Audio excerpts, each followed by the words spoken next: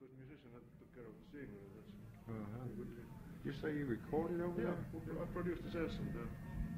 And at Monument Studio. What was it, a Finnish singer. Finnish group? Yeah.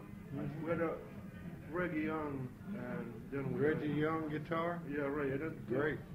Then we had Buddy Spy here. Fiddle? Yeah. And Weldon Merrick, steel. Yeah, Weldon's great. And then Bob Moore Bass. DJ. And the Jordanist. And you had the backup. Is the record out over here? Yeah, sure. It's in Finnish lyrics. How's it doing? It made a national chart about number 20. Oh, did it? Yeah, but it's because it's strictly country. Yeah. But I understand that you are come from a countryside. Where you come from? I come from Lake County, Tennessee. That's about 75 miles from where I live now in Jackson, Tennessee. It's kind of in the northwest corner of the state of Tennessee. What kind of, was it kind of farming place?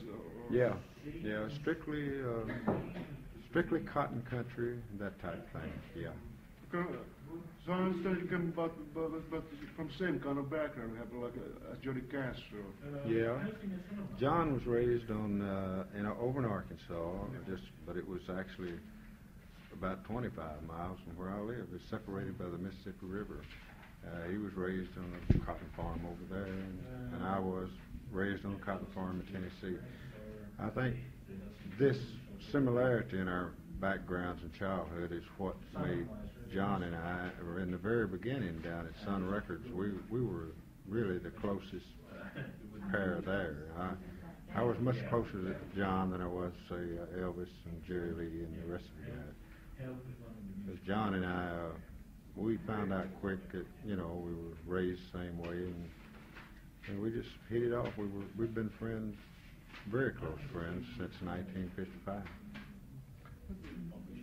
I understand that you had a band pretty early with your brothers. Yeah. I started in the music business.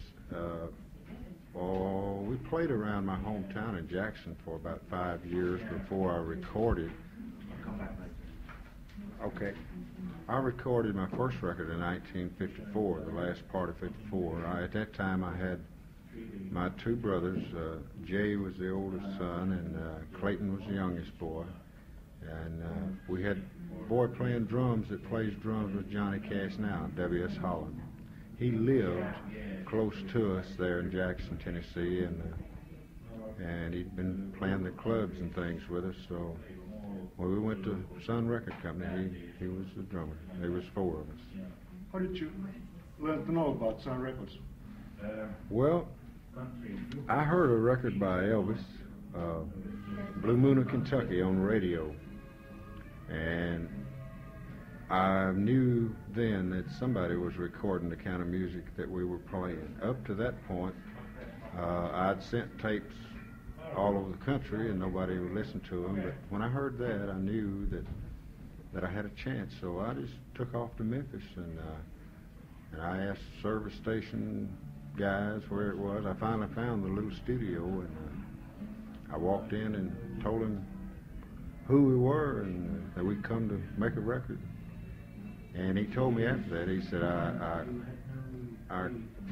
wasn't listening to anybody, but I just couldn't turn you down. Carl, he said you looked too sad. So, but I was really lucky because at that point Elvis was really getting hot, and he had a very small label, and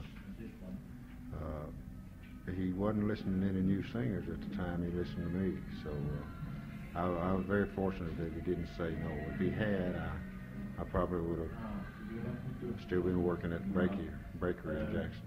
You played your first records, they were kind of hillbilly records, kind of up-tempo hillbilly. Right. Now that was because he didn't feel like he had room on his label for 2 guys singing the same type of music. He sold Elvis to, the backside of my second record was Gone, Gone, Gone. And then he sold Presley to RCA Victor, and he told me I could record what I want to. He said, get your stuff together. And so that's when I did Honey Don't. I cut that first, and then about 2 weeks after that, I recorded Blue Suede Shoes, and he put the record out in January the 1st, 1956. I've read so many stories about it. How did you get that song, Blue Suede Shoes? Well, the first time I heard this statement, Johnny Cash said that statement to me over in Parkin, Arkansas. John had just gotten out of service, and pardon me, he said you ought to write your song about Blue Suede Shoes. And at that point, I didn't have any. I didn't know what he was. I didn't know nothing to say about Blue Suede Shoes. So about 2 weeks after that, I was playing a dance, and I heard a boy tell this to a girl. He said, don't step on my Blue Suede Shoes. Well, it really registered with me then. I said, that's what I heard John say. Now it makes sense. And I went home, and about 3 o'clock in the morning, I got out of bed and wrote it down on a brown paper sack, the words to Blue Suede Shoes, exactly like they are today. Yeah, and that's how it came about. What did you have to do? What was the Honey Don't on the flip side on the Blue Suede Shoes? Pardon me? What was the flip side of the Blue Suede Shoes? Honey Don't. How did you? There were two similar kind of songs. Why did you waste them? Well, Honey Don't. I'd written Honey Don't a good year or so before then. We were just playing the nightclubs, and it was just a happy little old beat. It's the type of thing they liked for me to do, and it wasn't written about anything or anybody special. It just came to my mind, but I wrote it about a year before I did Blue Suede Shoes. Who were your idols? Your kind of at the beginning, were there country singers or black blues singers? Well, the country singers, I always thought I liked Bill Monroe. I liked his up tempo. See, he kind of rocked at bluegrass music, and I liked Ernest Tubb. All right, he was one of my favorites. But I was raised in the cotton fields with the black people, and I liked that rhythm that they sang with, the old time spiritual songs, and I kind of adapted that type of rhythm to country songs. Is what I did. You had a slapping bass. How did you like? How was that sound quality as a producer? Did he dictate how to do the thing, or did he let just the tape rolling, or say that was good, that was not good? Did he say how to do things? No, he never told us how. He did turn the tape on a lot and just leave it on.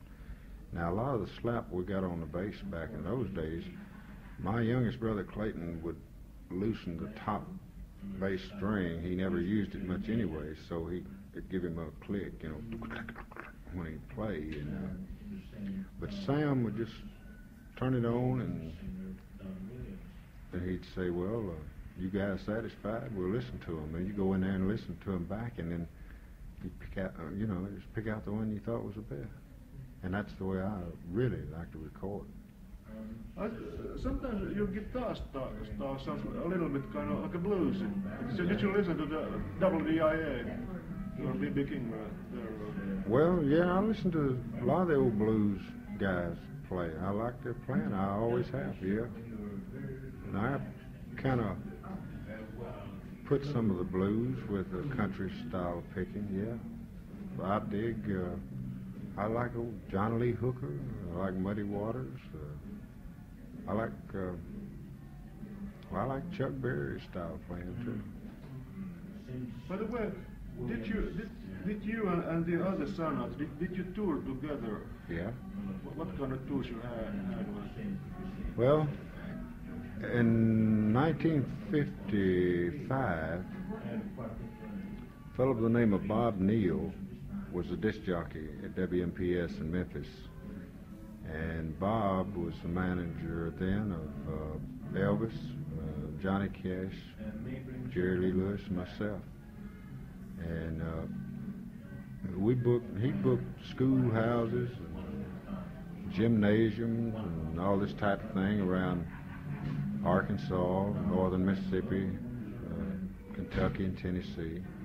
We'd go out and play 8 or 10 days at a time. Were your first records, were they kind of tests? Did you get good reaction for those, like a Movie Mag or Gun? Yeah, in kind of southern area, I did. Yeah. It wasn't played very much in the northern cities, but it was playing in the area where we were working. It was playing real good. Yeah. But Blue Suede Shoes was the first one that really kind of, took off in the northern cities and out west.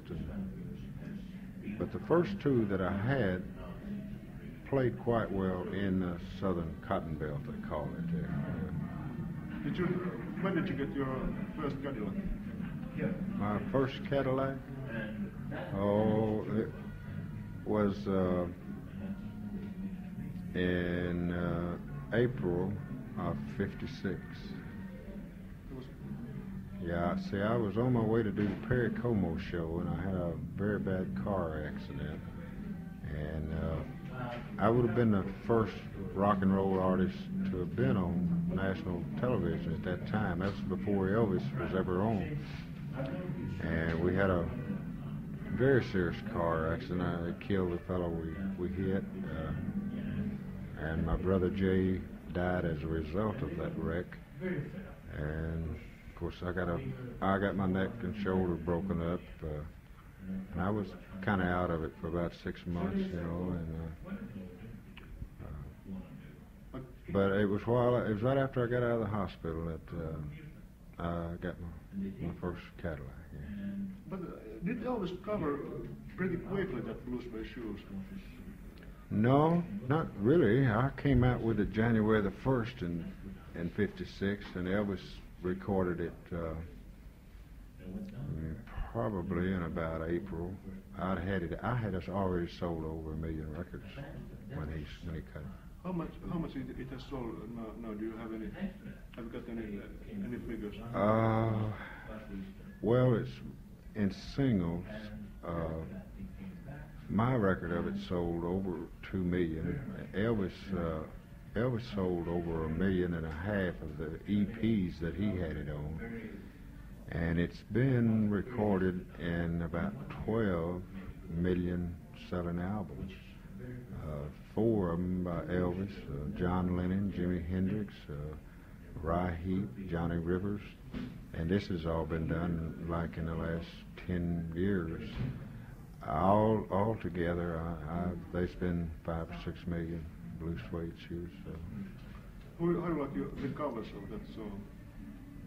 Who do I like the covers? Yeah, the good one. I think Johnny Rivers had a good record on it. He really did. I like the guitar break on his record very much. Yeah. By the way, did you kind of hang around much in the 706 at the in the Sun Studios? Cause you had.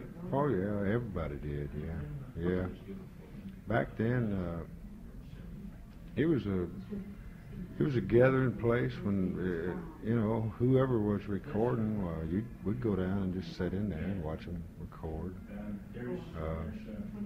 It didn't matter who was there. It was just a happy family. You kind of lend your morale, so to speak, to the one who's recording. Yeah, I've been sat in there many times when Jerry Lee was working, Cash, a lot of the old boys, Warren Smith, all these fellas.